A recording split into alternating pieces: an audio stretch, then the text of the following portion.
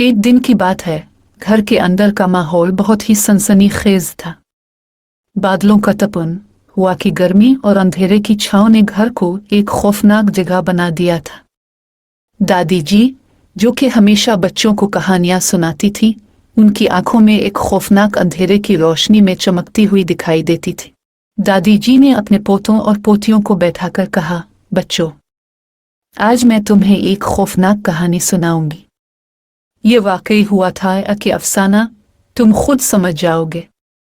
सुनते हुए बच्चे दादी जी के पास झक गए और उनकी कहानी का लुत्फ अलिफाटेने लगे। एक दिन एक गांव के करीब जंगल में एक पुराना घर था। इस घर का दारोगा किसी ने महफूज नहीं किया था और अब वो एक खाली और खामोश जगह बन चुका था। लोग कहते थे कि इस घर में एक भूत रहता है। वो भूत हर रात बैरून निकलकर गांव के लोगों को डराता था। बच्चे कमर झुकाकर कहानी का इंतजार कर रहे थे। एक दिन एक बच्ची ने जंगल की तरफ सफर किया और इस घर को देखा। वो सनसनीखेज हो गई और वो घर के करीब जाती हुई एक खौफनाक आवाज सुनी। एक पुरानी औरत का चीखना, जो कि वो भूत का कहना था। बच्ची धीरे धीरे इस घर की तरफ बढ़ती गई, जब तक कि एक खौफनाक रोशनी इसको इसके पीछे चलने का एहसास दिलाया।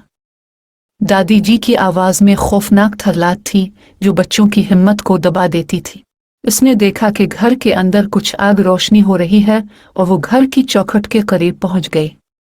वो अंदर से एक आवाज सुनती है, एक आवाज जो भेड़िया की तरह होती है, खौफनाक और बेदिली से भरी हुई। बच्चों के दिलों में खौफ की गर्मी महसूस होती है। वो अपनी दादी जी की आवाज में गर्क हो जाते हैं। इसके बाद क्या हुआ? बच्चे जाते हैं, खौफ से दिल की धड़कन बढ़ जाती है। बच्चों, वो बच्ची ने जंगल के राज को खोल दिया, लेकिन क्या वो बच्ची घर में दाखिल हुई? क्या इसने भूत का मुकाबला किया? दादी जी की आवाज में एक खौफनाक लहर बच्चों को डरा देती है।